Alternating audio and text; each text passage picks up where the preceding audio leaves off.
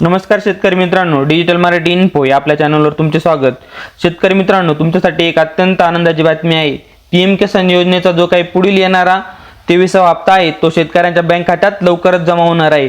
कारण या संदर्भातील जी काही तारीख आहे ती आता फिक्स करण्यात आलेली आहे।